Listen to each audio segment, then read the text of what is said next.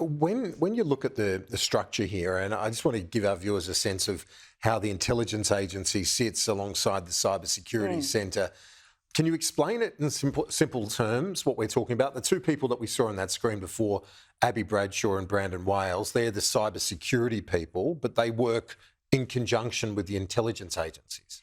Yeah, that's right. And I think you could think of it like this. The intelligence agencies are working behind the scenes. They're the ones with the sensitive and the secret sources and methods, catching other people's secrets, protecting Australia, or in the US's sense, US's secrets. What we have with Abigail Bradshaw and Brandon Wales is the shopfront to industry and the rest of the community.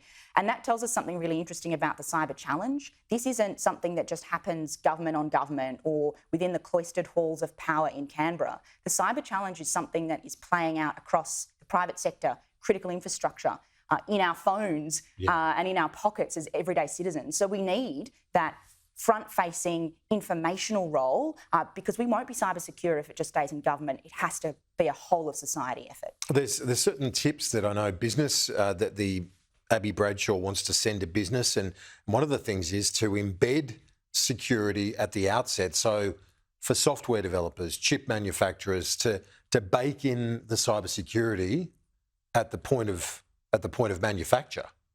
How are organisations listening to that? Look, I think it's absolutely the right thing that we need to be doing. The challenge is it's a bit of a collective action problem, right? Because a lot of the big muscle movements in building this stuff, in the software, in the hardware that underpins our digital economy, is often produced by just a couple of big players out there.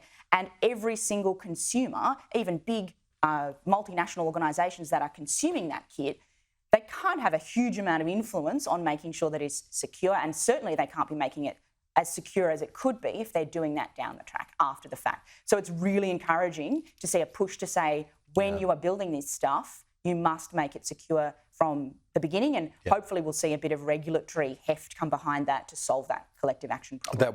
That'd be a good idea. And just for our viewers watching, you mentioned the mobile phone. One bit of advice that I've been given several times is make sure you turn off your phone at least once a day at night for a period of time. For some reason, that's supposed to be a measure that might assist. It's a measure. I think probably you've got that advice because you're a journo and you work in the corridors of power in Canberra.